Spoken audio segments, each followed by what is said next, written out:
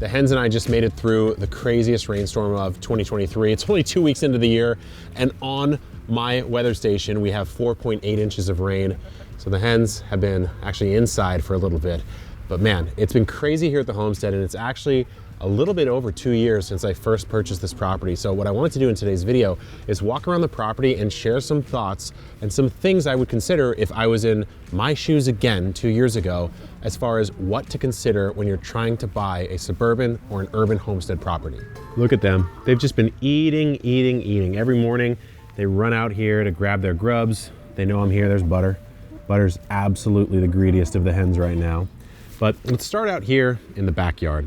The first thing I would consider is basically your tolerance level for rural to urban life. For me, I didn't grow up in a rural area at all, and I knew I wanted more space for my homestead, but I didn't really want to make the jump out to a more rural area. And so I'm still in San Diego, where I've grown up my whole life. I went to college for a little bit, traveled a little bit, but I'm still back here in San Diego, but I'm just a little outside the city center, maybe 20 or so minutes from classic downtown, where the lot size expands, the noise and issues start to decrease, like crime, for example, and the prices tend to drop a little bit. So it's that sweet spot that's not really in a bad area, so to speak, meaning the prices would be really low, but it's certainly not in prime time real estate. Number one, because I couldn't afford it 2 years ago when I bought the house, but number two, because you simply can't get the space. The more desirable the area, the less likely you're gonna be able to find space like this. This is just the backyard here,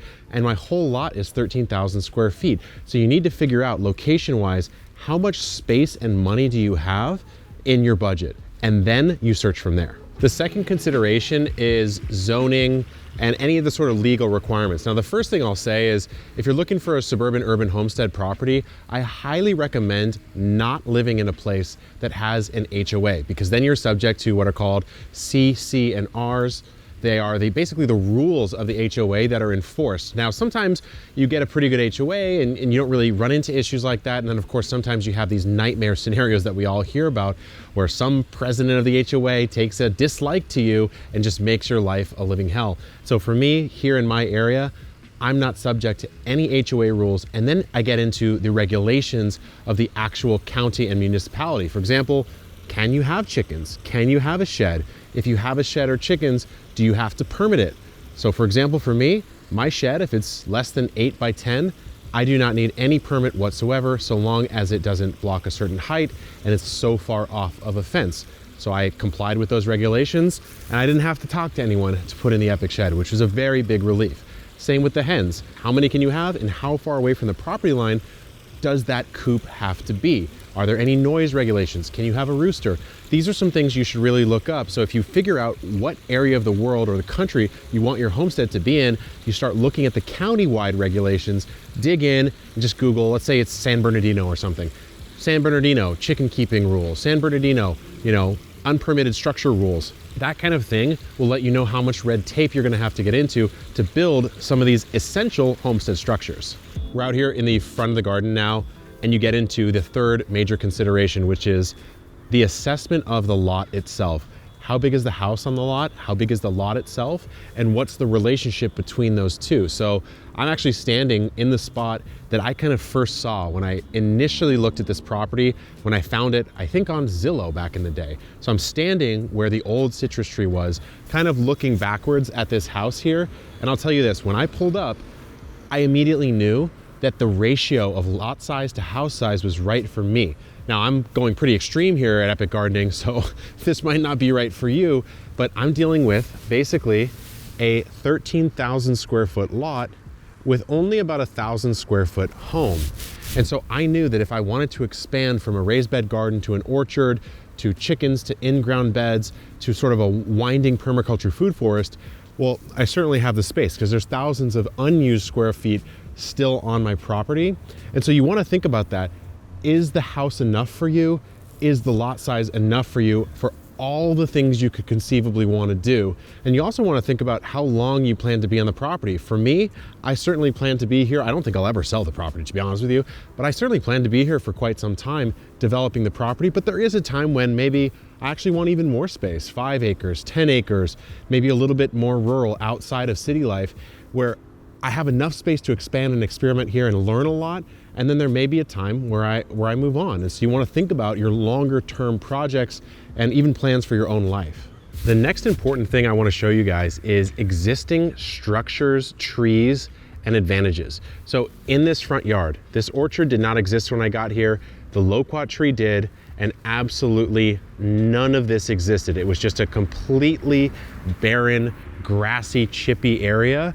And so we've put in all this paver stuff, and that was actually quite expensive. So if you have a property that has that, all the better. But this is really nice. I will be honest, when I saw this huge loquat tree here on the property, almost in my soul, I knew that I had to buy this place, because the loquat tree was the only tree on the last Epic Garden that I was renting at the time in an urban lot in San Diego. So this tree here, to get this tree at this size, good luck. I mean, it's going to take you 5 to 7 years. So if you can buy a property that has some existing production on it, whether it be a couple random fruit trees, or whether it be some kind of irrigation system that's already built in, or an existing, maybe disheveled area of a garden, you want to look at the land and see like what kind of assets are actually here. Now, in my case, I had an old shed in the back, nothing in the back, nothing in the front, and a couple trees lining around the property. So the only 2 fruit trees that existed here were this loquat. There was an apricot in the back, and there still is. And then unfortunately now the citrus, which is right there, is no longer there. It's been replaced by a different citrus that I much preferred. But if you get a property that has this stuff, you're literally saving years and years and years of production in your life. So it's a huge benefit if you can do that. And then you got to think about what's on the ground. So as a budding homesteader, one of the things you're going to want to care about is the quality of the soil itself. So if I dig back all of these wood chips, you can see I've got a pretty decent style of clay here. And what I can do is test this soil and see if it's suitable for all the stuff that I want to grow. In my case, during the bidding process, I bought this place in May of 2020. It got a little hectic. There were 6 offers. I was trying to fight them all off. I didn't do a very thorough soil test. I kind of wish I did, but fortunately I didn't run into any major problems.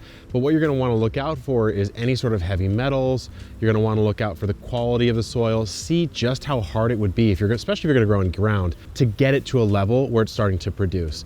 For me, it took about a season, a little bit longer, before I started to get a reliable quality in that soil where I knew how it would produce, I knew how it would grow, and I could feel really comfortable. But I can imagine a scenario where you buy a property and you didn't test the soil. Maybe there's lead in the soil, some sort of heavy metal, some kind of problem that really prevents you from growing the way that you initially bought the property to grow in, and that could be very discouraging. So $35, under $100 certainly, of soil testing will give you a lot of information that will either qualify or disqualify a property. Back here in the backyard to talk about something that really could have ruined my experience here at the homestead if I didn't get really lucky and the problem resolved itself. So this is a section about noise and neighbors. Now there's a couple different things I think you should look into. In our particular case, when you're in an urban or suburban environment, it's gonna be a lot noisier on average than maybe a more rural area. And so something I didn't even think to check before I moved into this place and purchased it, put a big down payment down on it, is the flight path. I actually am not over a commercial airline flight path, but I am over a helicopter flight path for the Navy. And so every single day, a couple times a day, and on Thursdays it's even crazier, you get helicopters coming through. And why is that a problem? Because first of all, they're loud, but second of all, there's a huge, huge facade wall right there that just reverberates it right back into here. And especially for someone like myself, who I make a lot of videos for you guys, but even just your own enjoyment of the space, it'd be quite challenging to deal with that on an ongoing basis. My life would definitely be better if there weren't helicopters flying over 10 times a day.